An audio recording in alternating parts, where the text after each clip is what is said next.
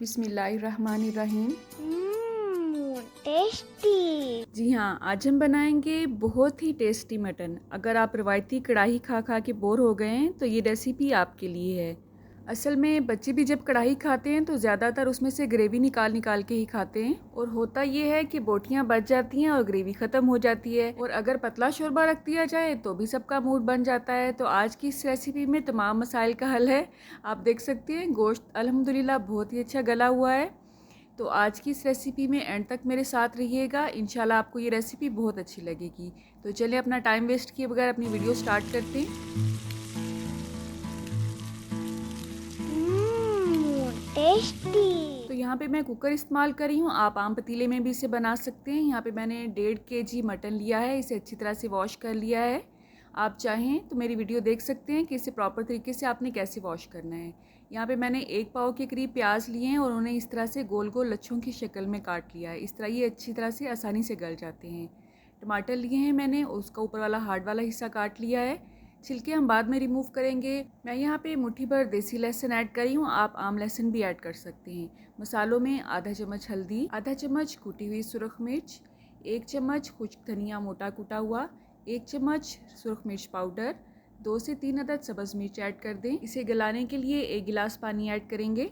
तमाम अज्जा को अच्छी तरह से मिक्स करने के बाद प्रेशर कुकर को बंद कर देंगे और 10 से 12 मिनट के लिए इसे वेट पे लगाएंगे। इसको हमने 80% तक गलाना है, 20% तक हम इसे कढ़ाई में गलाएंगे, ठीक है।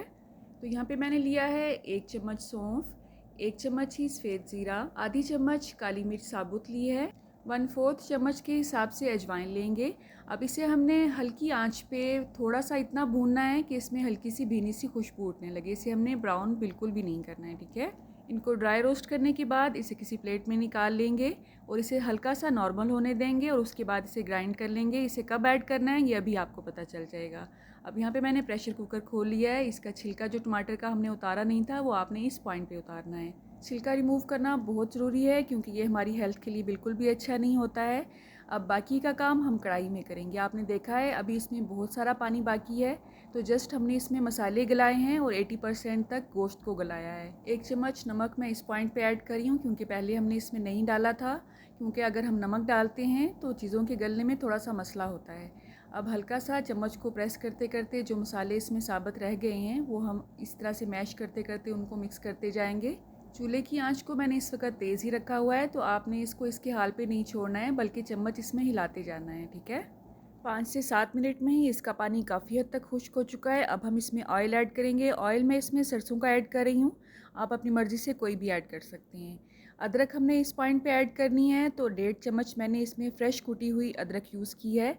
इस पॉइंट पे अगर आप इसमें अदरक ऐड करते हैं तो इसका टेस्ट ही अलग होता है। आपने मेरी अक्सर रेसिपीज़ में नोट किया होगा कि ऑयल मैं बहुत ही कम इस्तेमाल करती हूँ क्योंकि जायके के साथ साथ हमने सेहत को भी देखना होता है। अगर आप सरसों के तेल को खुला बाज़ार से लेते हैं तो आपने उसे डायरेक्ट ऐसे ही यूज़ नहीं कर लेना है बल्कि उसे साफ़ करके इस्तेमाल करना है। और उसे आप कैसे साफ़ कर सकते हैं उसकी 2 रेसिपीज़ मैं आपसे शेयर कर चुकी हूँ। एक में हमने मुल्तानी मिट्टी से उसे साफ़ किया था और एक दूसरी रेसिपी है। दोनों वीडियोज़ का लिंक आपको इंशाल्लाह डिस्क्रिप्शन बॉक्स में मिल जाएगा, नहीं तो आप मेरा चैनल सर्च करके भी उसे देख सकते हैं, ठीक है। तो पानी हमने मुकम्मल तौर पे खुश्क कर लिया है। अब हम इसमें आधा कटोरी के हिसाब से फेंटा हुआ दही ऐड करेंगे और कोशिश करें कि दही खट्टा नहीं होना चाहिए, ठीक है। जैसे ही आपने इसमें दही ऐड करना है चूल्हे की आंच को आपने स्लो कर देना है वरना दही फट सकता है। तो ये छोटे छोटे पॉइंट्स को आपने नोट करना है, ये बहुत काम के होते हैं। थोड़ा सा पानी इसमें मैंने डाला है क्योंकि हमने इसकी ग्रेवी भी तो बनानी है। गोश्त के गलने में थोड़ी सी कसर बाकी थी, तो जो हम पानी इस वक्त ऐड करेंगे वो कसर भी निकल जाएगी, गोश्त हमारा बहुत अच्छे से गल भी जाएगा और उसकी बहुत अच्छी सी ग्रेवी भी रेडी हो जाएगी इंशाल्लाह। तो मैंने तकरीबन 1 से 1.5 गिलास पानी का ऐड किया है। आपने अपने हिसाब से जितनी ग्रेवी इसमें रखनी है उतना ही पानी इसमें ऐड करना है। अब हम इसे दम पे लगाएंगे 5 से 7 मिनट दरमियानी आंच पे। दम पे लगाने के बाद हम इसमें जो मसाला हमने ग्राइंड किया हुआ था वो ऐड करेंगे। अच्छी तरह से इसे मिक्स करेंगे और इसे दोबारा दम पे लगा देंगे ताकि इन तमाम अज़ा की जो खुशबू है वो अच्छी तरह से ग्रेवी में रच बस जाए। और आप यकीन करें इस मसाले की इतनी अच्छी खुशबू थी कि जैसे ही मैंने इसका ढक्कन खोला पूरा घर इसकी खुशबू से महक उठा। ऑयल क्योंकि हमने इसमें कम ही ऐड किया था इसलिए ज़ाहिर है तरी में भी कम ही आएगा। तो अल्हम्दुलिल्लाह आप देख सकते हैं ग्रेवी इसकी बहुत अच्छी सी रेडी है। जिन लोगों को ज़्यादा तरी अच्छी लगती है उनके लिए हम तड़का लगा लेंगे, लेकिन उससे पहले कसूरी मेथी को दोनों हथेलियों पे अच्छी तरह से रगड़ के इसमें ऐड करेंगे। इसकी खुशबू इसमें बहुत ही अच्छी आती है अल्हम्दुलिल्लाह। कसूरी मेथी या गरम मसाला जब भी आप इसमें ऐड करते हैं तो आप इसे बंद ज़रूर किया करें, वरना इसकी खुशबू उड़ जाती है और इसे ऐड करने का कोई भी फ़ायदा नहीं रहता है। तो जस्ट 1 से 2 मिनट के लिए ही मैंने इसे हल्की आंच पे दम पे लगाया था और अल्हम्दुलिल्लाह इसकी खुशबू बहुत ही अच्छी आ रही है। इस वक्त तरी भी इसकी निकल चुकी है, लेकिन जिन लोगों को घर में ज़्यादा तरी अच्छी लगती है उनके लिए हम क्या करेंगे, उनके लिए एक स्पेशल सा तड़का रेडी करेंगे। तो यहाँ पे मैंने देसी घी लिया है 2 से ढाई खाने के चम्मच। जैसे ही ये मेल्ट होगा इसमें हम लहसुन ऐड करेंगे बारीक बारीक कटा हुआ। अब हमने इसे ब्राउन नहीं करना है। जैसे ही इसमें हल्की सी खुशबू उठने लगेगी तो इसमें सुरख मिर्च ऐड किया है मैंने।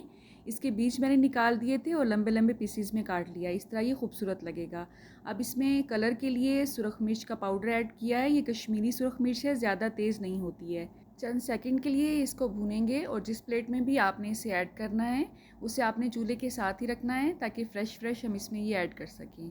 और आप देख सकते हैं अल्हम्दुलिल्लाह इसकी बहुत ही अच्छी लुक आई है। तो जिन लोगों को ज़्यादा तरी अच्छी लगती है उनका मसला भी हमने सॉल्व कर दिया अल्हम्दुलिल्लाह। तो आज की रेसिपी आपने ट्राई ज़रूर करनी है और कमेंट बॉक्स में मुझे ज़रूर बताना है कि कैसा रिज़ल्ट उसका आया। ठीक है, अल्लाह आप सबका दस्तरखान सजाए रखे और हम सबको सेहत और ईमान का रिज़्क अता फरमाए।